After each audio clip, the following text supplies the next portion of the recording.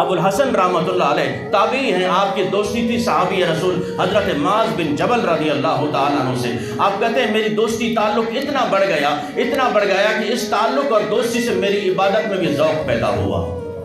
پھر میں گھنٹوں مسجد میں بیٹھا رہتا، گھنٹوں ذکر اذکار کرتا رہتا، رب کو یاد کرتا رہتا، لیکن عمر کافی بڑھ چکی تھی، مزدوری بھی نہیں ملتی، کافی بچے تھے میرے، اہل و عیال والا تھا۔ جب بھی جاتا مزدور کے لیے لوگ بوڑھا سمجھ کر، بڑا سمجھ کے مسترد کر دیتے تھے کہ یہ کام نہیں کر سکیں گے۔ حضرت ابو الحسن فرماتے ہیں پھر میں رب کی یاد میں لگا رہتا۔ ایک دن میں جب گھر سے نکلنے لگا، بیوی نے کہا کہ دیکھ بچے فاقے سے مر رہے ہیں، بھوک سے مر رہے ہیں، اگر آج کچھ گھر نہ لائے نا، میں ناراض ہو کر میکے چلی جاؤں گی اور سنبھال اپنے بچوں کو۔ حضرت ابو الحسن فرماتے میں اس دن گیا اور بیٹھا رہا، سارا دن کام نہیں ملا، ظہر کا وقت آیا، ظہر تک مجھے کوئی لینے نہیں آیا، کوئی مزدوری نہیں ملی۔ حضرت ابو الحسن فرماتے ہیں آخر میں نے کہا چلو کوئی کام تو نہیں ملا، رب کی عبادت ہی کر لیتے ہیں۔ نہر فرات کے کنارے میں نے وضو کیا اور ریت پر میں نے مصلی بچھایا۔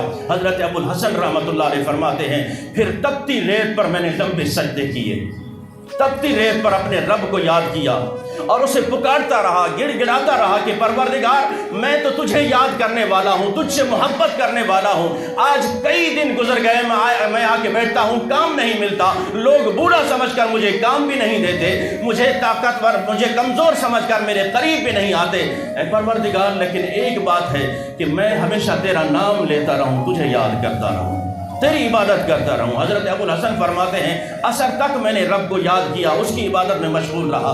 جب دن ڈھلنے لگا میں نے کہا کہ آج کافی دیر جاؤں گا، کیونکہ جب گیا تو بچوں نے تو ضرور پوچھنا ہے کہ کیا لائے ہو، بیوی نے ضرور پوچھنا ہے کیا لائے ہو۔ حضرت ابو الحسن فرماتے ہیں دن ڈھلنے لگا، مغرب کا ٹائم قریب ہونے لگا، مغرب کی نماز ہو جاتی ہے، اس کے بعد میں نے ریت میں اپنے ایک پلو میں کپڑے میں ریت بھر لی کہ خالی ہاتھ کیسے جاؤں۔ وہ ریت میں نے سر پہ رکھی اور اپنے کاندھے پہ رکھ کے روانہ ہو گیا۔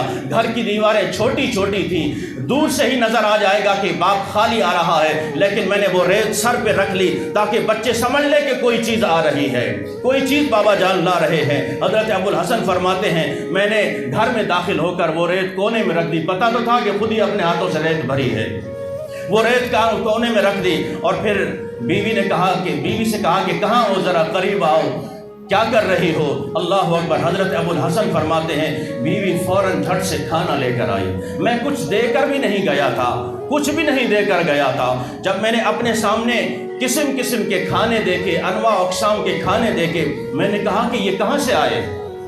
کہا کہ پتہ نہیں آج کس کریم کی مزدوری کرنے گئے تھے، کس کریم کی مزدوری کرنے گئے تھے، جس کریم کی مزدوری کرنے گئے تھے اسی کریم نے بھجوائے ہیں، اور ساتھ میں یہ آنے والا پیغام بھی دے کر گیا ہے کہ اسے کہنا کہ میری عبادت کرتا رہے، مجھے یاد کرتا رہے، انفاقوں کی وجہ سے مجھے یاد کرنا نہ چھوڑ دینا، میری عبادت نہ چھوڑ دینا۔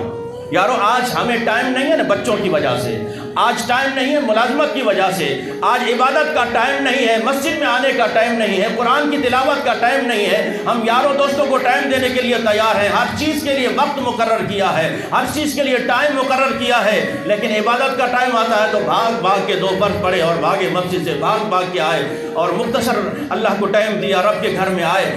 یہ عبادت کا مہینہ ہے، خوب عبادت کیجیے۔ یہ دن پھر دوبارہ نصیب ہوتے ہیں کہ نہیں ہوتے؟